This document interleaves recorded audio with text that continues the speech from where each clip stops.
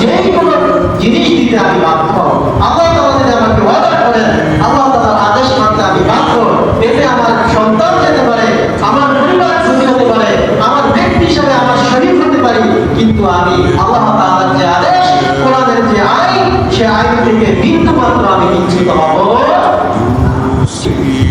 আল্লাহ তাআলা বলেছেন, কুল ইন্না সালাতি ওয়া নুসুকি ওয়া মাহইয়ায়া ওয়া মামাতি লিল্লাহি রাব্বিল আলামিন। যখন আমরা কুরবানি করি, পশু জবাই করি, তখন এই দোয়াটাও আমরা করি যে আমার নামাজ, আমার রোজা, আমার কুরবানি, আমার জীবন, আমার মৃত্যু সব কিছু আপনার আল্লাহ। অতএব এই কাজটি যদিও দৃশ্যমান, কিন্তু এটা সম্পর্ক কিসের সাথে? অন্তরের সাথে। এটা সম্পর্ক অন্তরের সাথে। সম্পর্ক হাজির হযরত ইব্রাহিম আলাইহিস সালাম বিবাহ করেছেন, অনেক বছর হয়ে গেছে, তার বয়স বৃদ্ধ অবস্থায় চলে আসছে এবং সন্তান, তার স্ত্রী সন্তান ধারণ ক্ষমতা প্রায় হারিয়ে ফেলছে। অর্থাৎ নির্দিষ্ট একটা বয়স থাকে, যে বয়সে স্ত্রী সন্তান ধারণ করতে পারে, এরকম সময়টাও পার করে যাচ্ছেন প্রায়। ইব্রাহিম আলাইহিস সালামের বয়স ৮৬ বছর। কত বছর বলেন? আমাদের দেশে ৮৬ বছর বয়সে কোন বাবা কি সন্তান হওয়ার স্বপ্ন দেখতে পারে? দেখতে পারে। কিন্তু এই ৮৬ বছর বয়সে হযরত ইব্রাহিম আলাইহিস সালাম আল্লাহ তাআলার কাছে দোয়া করতেই থাকলেন। ওই যে দোয়া শুরু করছেন বিবাহের পর থেকে, যে আল্লাহ আমাকে সন্তান দান করেন, ৮৬ বছর বয়সেও তিনি আল্লাহর কাছে দোয়া করেন, আল্লাহ আপনি আমাকে। আপনাদের মধ্যে অনেকে ৮০ বছর ৭৫ বছরের উপরে হয়ে গেছে, এখন কি আপনার সন্তান হওয়ার কোনো ইচ্ছা আশা আছে? বা আমাদের সমাজে কারো এরকম থাকে? সময় দেওয়া হলে হযরত ইব্রাহিম আলাইহিস সালাম আল্লাহ তাআলার কাছে তার বৃদ্ধ অবস্থায়ও তিনি আল্লাহ তাআলার কাছে দোয়া করলেন। তিনি আল্লাহ তাআলার কাছে বললেন, রব্বি হাবলি মিনাস সালিহিন, আল্লাহ আপনি আমাকে নেককার সন্তান দান করেন। সুবহানাল্লাহ। এই জন্য বলা হয়েছে, যদি কেউ পুত্র সন্তান কামনা করে আল্লাহ তাআলার কাছে, যাতে এই দোয়াটা বেশি করে, আল্লাহ তাআলা তাকে নেককার সন্তান দান করেন। হযরত ইব্রাহিম আলাইহিস সালাম আল্লাহ তাআলার কাছে দোয়া করলেন, রব্বি হাবলি মিনাস সালিহিন, আল্লাহ আমাকে নেককার সন্তান দান করেন। এই বৃদ্ধ অবস্থায় আল্লাহ তাআলা হযরত ইব্রাহিম আলাইহিস সালামের দোয়া কবুল করে নিলেন। সুবহানাল্লাহ। তার স্ত্রীও বৃদ্ধ, তিনিও বৃদ্ধ হয়ে গেছেন। এই অবস্থায় আল্লাহ তাআলা তাদের দোয়া কবুল করলেন। এই দোয়া কবুল করার পর আল্লাহ তাআলা হযরত ইব্রাহিম আলাইহিস সালামের দুইজন সন্তান দান করেছিলেন। একজন হচ্ছে হযরত ইসমাঈল আলাইহিস সালাম, আরেকজন হচ্ছে হযরত ইসহাক আলাইহিস সালাম। সুবহানাল্লাহ। দোয়া করছেন একজনের জন্য, দোয়া কয়জনের জন্য কবুল হয়েছে? দুইজনের জন্য কবুল হয়েছে। সন্তান পাওয়ার পরে হযরত ইব্রাহিম আলাইহিস সালাম আল্লাহ তাআলার প্রশংসা করলেন। হযরত ইব্রাহিম আলাইহিস সালাম বললেন, আলহামদুলিল্লাহিল্লাযী ওয়াহাবানি আলাল কিবারি ইসমাঈল ওয়া ইসহাক ইন্না রাব্বী লাসামিউদ দুআ। হযরত ইব্রাহিম আলাইহিস সালাম ৮৬ বছর বয়সে বৃদ্ধ অবস্থায় যখন তার সন্তান লাভ করলেন, তিনি বললেন, সকল প্রশংসা আল্লাহর, যিনি আমাকে বৃদ্ধ বয়সে ইসমাঈল ও ইসহাককে দান করেছেন। সুবহানাল্লাহ। তাহলে সন্তান হওয়ার পরে কার শুকরিয়া আদায় করতে হবে? আল্লাহর শুকরিয়া আদায়।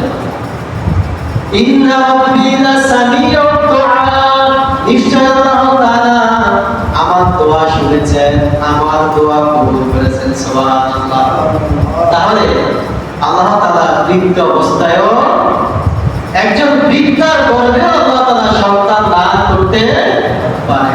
তার বাস্তব প্রমাণ আল্লাহ তাআলা কি করেন? আমরা যেই দোয়াগুলো করি, এই দোয়াগুলো আল্লাহ তাআলা শুনেন এবং কবুল করেন। সুবহানাল্লাহ।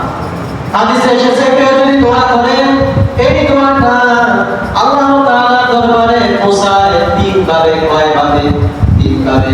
হয়তো সরাসরি কবুল হয়, আপনি দোয়া করছেন সাথে সাথে কবুল হয়েছে, অথবা এই দোয়াটা আল্লাহ তাআলা ঝুলিয়ে রাখেন, যখন কোনো বিপদ উপস্থিত হন তখন আল্লাহ তাআলা কবুল করেন, সুবহানাল্লাহ। অথবা এই দোয়াটা আল্লাহ তাআলা কিয়ামতের দিন কবুল করবেন, সুবহানাল্লাহ। অতএব দোয়া করলে এটা কি নাই, লস নাই। বলে হুজুর অনেক দোয়া করি কবুল হয় না, আল্লাহ তাআলা আমাকে দেখেন না, বলে না, না আপনার দোয়া হিসাব আছে। কিছু দোয়া সাথে সাথে কবুল হয় না, দ্রুত কিছু দোয়া আল্লাহ তাআলা বিপদের সময় রেখে দেন। দেখবেন আপনি রাস্তা দিয়ে হাঁটছেন, এমন করে করতেছেন সামনে আপনার সিএনজি, সাধারণত সিএনজি হলে হার্ট ব্রেক করলে হার্ট ব্রেক হয় না, কিন্তু আপনি বেঁচে গেছেন। আপনি তখন বলেন আল্লাহ কোনো ভালো আমল মনে করছিলাম, সেটা বুঝছিলাম আল্লাহ বাঁচাতে, বলে কিনা? ওই যে আপনি কোথায় সময় দোয়া করছেন আল্লাহ তাআলা সেটা ঝুলিয়ে রেখেছেন, এই বিপদের সময় কবুল করেছেন, সুবহানাল্লাহ। অথবা কিয়ামতের দিন যখন আপনার বিপদ সম্মুখীন হয়ে যাবে, তখন আল্লাহ তাআলা আপনার এই ঝুলন্ত দোয়াগুলো আপনার জন্য কবুল করে আপনার জন্য জান্নাত ওয়াজিব করে দিয়েছেন, সুবহানাল্লাহ। অতএব দোয়া করতে কালক্ষেপণ করা যাবে না। সম্মানিত হাজিরিন, হযরত ইব্রাহিম আলাইহিস সালাতু ওয়াস সালাম আল্লাহ তাআলার প্রশংসা করলেন। তিনি বললেন আলহামদুলিল্লাহিল্লাযী ওয়াহাবা লি আলাল কিবারি ইসমাঈল ওয়া ইসহাক ইন্না রাব্বী লাসামিউদ দুআ। আল্লাহ সকল প্রশংসা আপনার। আমাকে বৃদ্ধ অবস্থায়, আমার স্ত্রীর বৃদ্ধ অবস্থায় আপনি আমাকে ইসমাঈল এবং ইসহাককে দান করেছেন। সমস্ত জগতের সৃষ্টিকর্তার প্রশংসা আমি করছি, সুবহানাল্লাহ। এরপরে সন্তান যখন পেয়ে গেলেন, এই সন্তান যখন বৃদ্ধ অবস্থায় একজন সন্তান পান, তখন তিনি কি আবেগ আকুল হয়ে যান। কয়েকদিন আগে একটা ভিডিও দেখলাম, একজন লোক 22 বছর বিবাহের পর, অর্থাৎ 22 বছর পর তিনি সন্তান পেয়েছেন। সন্তান যখন হসপিটালে তার কাছে নার্স তার বলে দিল, তিনি সেজদায় পড়ে গেলেন, কান্না করতে থাকলেন। তাকে জিজ্ঞাসা করা হলো আপনি কেন কাঁদছেন? আজকে তো আপনার 22 বছরের সবচেয়ে আনন্দের দিন। তিনি বলছেন এটা আমার রবের সাথে সম্পর্কের কারণে এই কান্না, সুবহানাল্লাহ। ইব্রাহিম আলাইহিস সালাম তার বয়স 86 বছর, এই বয়সে একটি সন্তান পেয়েছেন। এই সন্তানের প্রতি কত মায়া, কত মহব্বত, কত ভালোবাসা। সন্তান যখন একটু হাঁটতে শিখলো, দৌড়াতে শিখলো, কি করতে শিখলো? সন্তান যখন দৌড়াতে শিখে, বাবা মার কত বেশি আদর তৈরি হয় সন্তানের প্রতি, হয় না? এই সময় আল্লাহ তাআলা কি করলেন? হযরত ইব্রাহিম আলাইহিস সালামকে স্বপ্নে দেখালেন, তুমি তোমার প্রিয় পুত্র অথবা প্রিয় বস্তু তুমি কুরবানি করো, সুবহানাল্লাহ। হযরত ইসমাঈল আলাইহিস সালাম যখন একটু একটু হাঁটতে শিখলেন, দৌড়াতে শিখলেন, বাবা মায়ের বন্ধমনি হলেন, বাবা মায়ের আবেগ যখন সন্তানের প্রতি বেড়ে যাচ্ছিল, তখন আল্লাহ তাআলা হযরত ইব্রাহিম আলাইহিস সালামকে স্বপ্নে দেখালেন, ইব্রাহিম তুমি তোমার প্রিয় পুত্রকে আল্লাহ তাআলার জন্য জবাই করে কুরবানি করো। আল্লাহ তাআলা এটা জানানোর পরে হযরত ইব্রাহিম আলাইহিস সালাম তার সন্তানকে বললেন, ইয়া বুনাইয়া ইন্নী আরা ফিল মানামি আন্নী আযবাহুকা ফানজুর মাযা তারা।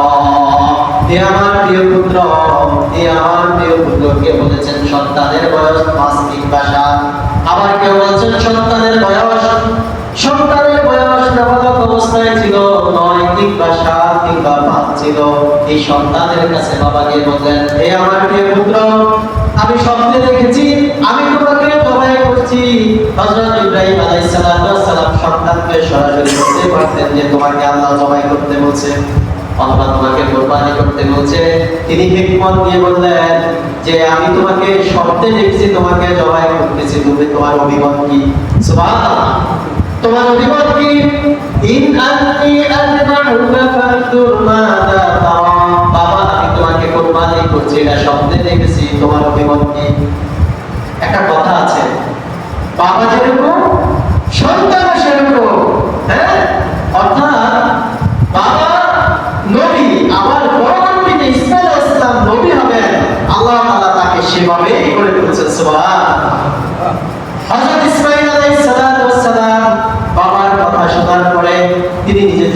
করলেন? বাবা তো আমাকে সরাসরি বলতে পারতেন যে তোমাকে জবাই করব বা তোমাকে কুরবানি করব। আমার বাবা কেন বললেন যে তিনি স্বপ্নে দেখেছেন কুরবানি করছেন? আমার বাবা তো একজন নবী, নবীর স্বপ্ন কখনো মিথ্যা হতে পারে? সুবহানাল্লাহ। এরপরে হযরত ইসমাঈল আলাইহিস সালাম বাবার কথার প্রতি উত্তরে বাবা অভিমত জানতে চেয়েছেন। সন্তান অভিমত দিয়ে দিয়েছেন, ইয়া আবাতি ফাআল মা তু'মারু সাতাজিদুনি ইনশাআল্লাহু মিনাস সাবিরিন। আল্লাহু আকবার। সন্তান বলে দিলেন, বাবা আপনি স্বপ্নে যা দেখেছেন আপনি তা বাস্তবায়ন করুন।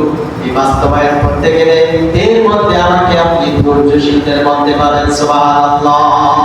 আমি আপনার এই কথা শুনে পালিয়ে যাব না, নিজেকে লুকিয়ে রাখবো না, আপনার বিপক্ষে যাব না। আপনি আমাকে জবাই করেন, আর জবাই করার সময় আমি অধৈর্য হব না, আমি আপনার ধৈর্যশীলদের মধ্যে আপনি আমাকে পাবেন। সুবহানাল্লাহ। দেখেন ছোট্ট সন্তান, আল্লাহ তাআলা তার মধ্যে কি বুদ্ধি দিয়েছেন, কারণ আল্লাহ তাআলা ইসমাঈলকে তো পরবর্তী নবী বানাবেন, তাই না? এই জন্য আল্লাহ তাআলা তার মধ্যে এই ধরনের রুচ, এই ধরনের ইচ্ছা, এই ধরনের মানে কি বলে এটাকে আবেগ আল্লাহ তাআলা তার মধ্যে দিয়ে দিয়েছেন, যার কারণে বাবা এক কথায় তিনি রাজি হয়ে গেছেন।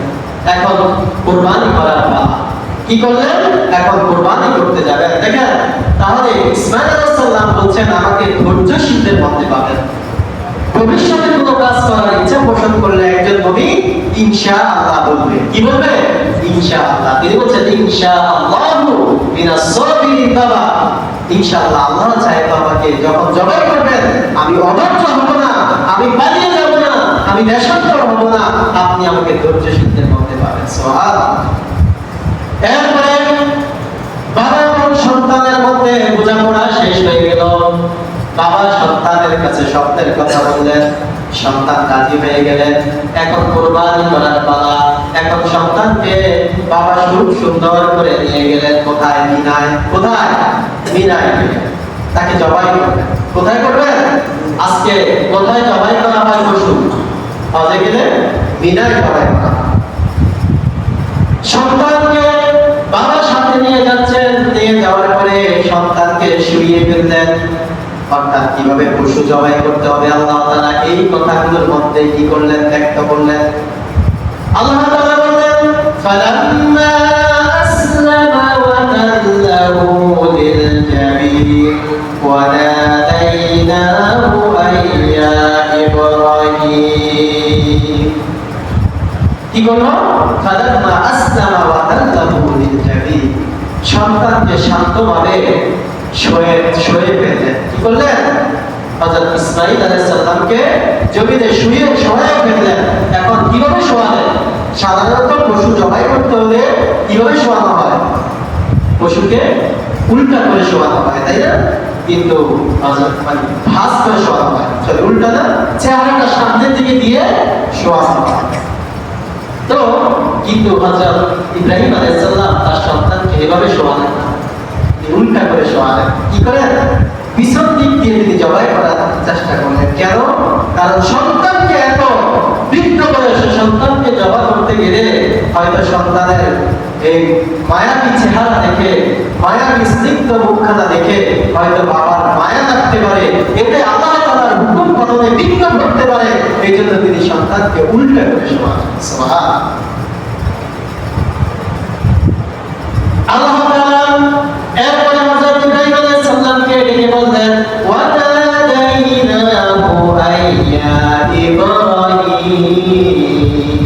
আমি ইব্রাহিমকে ডেকে বললাম, ইব্রাহিম থামো, কাদ সাদাকাতা রুইয়া।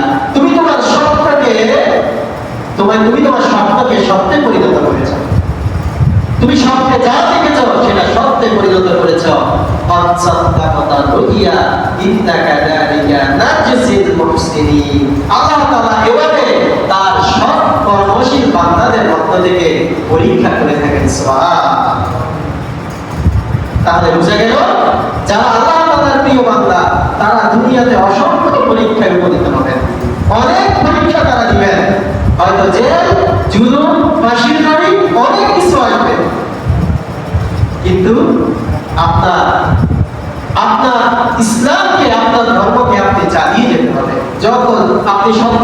করতে গেলে আপনার বিরুদ্ধে মামলা হবে, হামলা হবে, আপনাকে গ্রেফতার করা হবে, আপনাকে সমাজ থেকে তাড়িয়ে দেওয়া হবে, আপনার পরিবার থেকে আপনাকে বের করে দেওয়া হবে।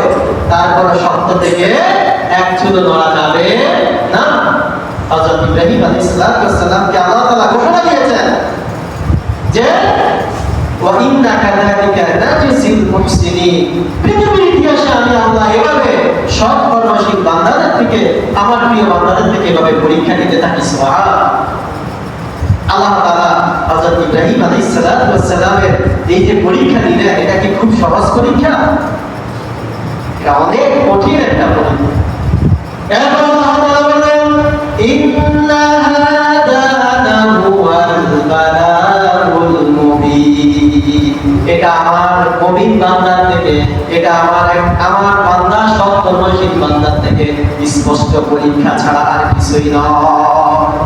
আল্লাহ তাআলা কি ইসমাঈলকে জবাই সত্যিকার করার জন্য বলছেন, নাকি ইব্রাহিম আলাইহিস সালামের হৃদয়কে চেয়েছেন, তার অন্তরকে চেয়েছেন যে ইব্রাহিম তার প্রিয় সন্তানকে সে জবাই করতে পারে কিনা, আল্লাহর হুকুম বন্ধ করে কিনা? কিন্তু ইব্রাহিম আলাইহিস সালাম তো আল্লাহর নবী, তিনি আল্লাহ তাআলার এই হুকুম তিনি মেনে নিলেন। আল্লাহ তাআলা বললেন ওয়া ফাদাইনাহু বিযিবহিন আযীম। ইব্রাহিম তার এই পরীক্ষায় পরিপূর্ণ সফলতা লাভ করেছে, 100 পেয়েছে। আমি ইসমাঈলের পরিবর্তে সেখানে একটা মহান কুরবানি তার কাছে উপস্থিত করলাম। সুবহানাল্লাহ। অর্থাৎ আল্লাহ তাআলা হযরত ইব্রাহিম আলাইহিস সালাম যখন ইসমাঈলকে জবাই করতে শুরু করবেন এমন করতে আল্লাহ তাআলা পাহাড়ের পাদদেশ থেকে সাদা দুম্বা প্রেরণ করে দিলেন। সুবহানাল্লাহ। তিনি এই দুম্বাকে সেখানে জবাই করলেন। তাহলে এই কুরবানির মূল উদ্দেশ্য হচ্ছে অন্তরকে পরিশুদ্ধ করা। কাকে পরিশুদ্ধ করা? অন্তরকে পরিশুদ্ধ করা। সবাই তো হাজির। এরপরে আল্লাহ তাআলা এবারে হযরত ইব্রাহিম আলাইহিস সালামের কাছ থেকে তার প্রিয় পুত্র ইসমাঈলের মাধ্যমে পরীক্ষা নিয়েছেন। আজকে আমাদের যদি প্রিয় পুত্র এভাবে আল্লাহ তাআলা বলতেন যে তোমার পুত্রকে তুমি কুরবানি করো, কয়জন করতে বলেন তো? সম্ভব? সম্ভব? এটা সম্ভব নয়। আল্লাহ তাআলা সন্তানের পরিবর্তে আল্লাহ তাআলা কি করেছেন? পশু জবাই করা আমাদের উপর ওয়াজিব করেছেন, তাই না? সময় হাজির, রাসূলুল্লাহ সাল্লাল্লাহু আলাইহি ওয়াসাল্লাম যখন পশু জবাই করতেন কি বলতেন? قال رسول الله صلى الله عليه وسلم أمرت بيوم الأضحى جعله الله عيدا لهذه الأمة। রাসূলুল্লাহ সাল্লাল্লাহু আলাইহি ওয়াসাল্লাম বলেন, আল্লাহ তাআলা আমাকে ঈদুল আযহা পালন করার জন্য আদেশ করেছেন। জাআলাহুল্লাহু ঈদান লিহাযিহিল উম্মাহ, এবং এই দিনটাকে আমার উম্মতের জন্য ঈদ হিসেবে আল্লাহ তাআলা পরিগণিত করেছেন। সুবহানাল্লাহ। হযরত জাবের রাদিয়াল্লাহু তাআলা হতে বর্ণিত, রাসূলুল্লাহ সাল্লাল্লাহু আলাইহি ওয়াসাল্লাম যখন কুরবানি করেন, রাসূলুল্লাহ সাল্লাল্লাহু আলাইহি ওয়াসাল্লাম যখন কুরবানি করতেন তিনি বলতেন ইন্নী ওয়াজ্জাহতু ওয়াজহিয়া লিল্লাযী ফাতারাস সামাওয়াতি ওয়াল আরদ হানিফাও ওয়া মা আনা মিনাল মুশরিকিন। ইন্নী ওয়াজ্জাহতু ওয়াজহিয়া লিল্লাযী ফাতারাস সামাওয়াতি ওয়াল আরদ হানিফা।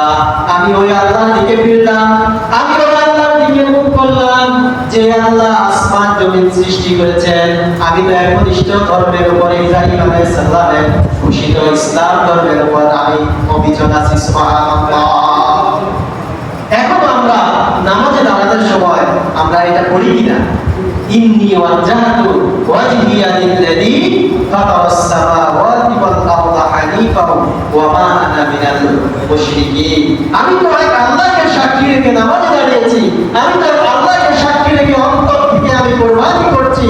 অতএব আমি এই কুরবানির মধ্যে, এই নামাজের মধ্যে আমি কখনো অন্য কোনো ব্যক্তিকে, অন্য কোনো বস্তুকে, কোনো শায়খকে, কোনো পীরকে আমি শরীক করব না। আমার এই কাজ শুধুমাত্র কেবলমাত্র একমাত্র আল্লাহ তাআলার জন্যই, আল্লাহ তাআলার সন্তুষ্টি অর্জনের জন্যই আমি করেছি। সুবহানাল্লাহ। তারপরে রাসূল বলেন ইন্না সালাতি ওয়া নুসুকি ওয়া মাহইয়ায়া ওয়া